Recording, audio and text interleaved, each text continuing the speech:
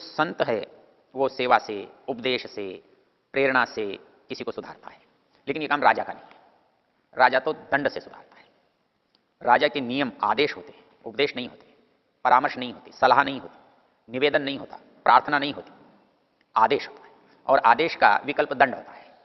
वो ये नहीं पूछते तुम कौन हो, कैसे हो, तुमने गलत किया है तो तुमको दंड मिलना चाहिए। राजा की विशेषता कहाँ है? वो कहता है नेता चेत साधु पश्यति। मूल चीज है कि आपका निर्णय ठीक होना चाहिए। आप विवेक पूर्वक दंड का संचालन करें, विवेक पूर्वक पुरस्कार दें, तो निश्चित उसका प्रभाव अनुकूल होगा। और यदि अनुचित रूप से दंड दिया गया तो प्रतिक्रिया होगी, बगावत होगी, विद्रोह होगा, विरोध होगा। इसलिए मनु महाराज ने कहा है यत्र श्यामो लोहिताक्षो दंडश्चरति पापः। जो कहते हैं कैसा है भयंकर, श्यामा काला, लोहिताक्ष लाल आंखों वाला, जैसे अपन राक्षसों का चित्र बनाते हैं, गहरे काले रंग में लाल चमकती हुई आंखें दिखाकर क्रूर उसको बताकर उसको हम कहते हैं ये राक्षस है। तो कहता है दंड भी वैसा ही भय पैदा करने वाला है। ये सब परिस्थिति क्यों बनाते हैं? उससे भय पैदा होता है। सुंदर चीजों में तो आकर्षण पैदा होता है, और जिसका रूप क्रूर हो, भयंकर हो, तो उसमें भय पैदा होता है। तो कहते हैं यत्र श्यामो लोहिताक्षो दंडश्चरति पापः।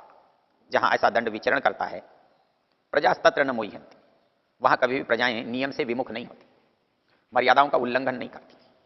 बस एक चीज ध्यान रखने की है, नेता चेत साधु पश्यति। नेता को ऐसा होना चाहिए जो मजबूत हो, जो शत्रु को जानता हो, शत्रु को समझता हो, मित्र को पहचानता हो और शत्रु को दंडित करने में समर्थ हो। विश्वास प्रदो अभिमातिर्जय मंत्र में कहता है वयम इह त्वयं सुवीरा। हम जो लोग हैं वो कैसे हैं? सुवीरा, वीर वीरवंत कल्याण वीरा। मतलब हमारा जो पुरुषार्थ है, जो युद्ध है, वो कल्याण के परिणाम को देने वाला है। सर्वास्पृधो अभिमातिर्जय। हमारे अंदर यह सामर्थ्य है कि हमारे जितने शत्रु हैं, हमारे को बाधा पहुंचाने वाले हैं, कंटक हैं, उनको हम जीत सकते हैं। विश्वासप्रद अभिमातिर्जय, समस्त शत्रुओं को अपने वश में कर सकते हैं।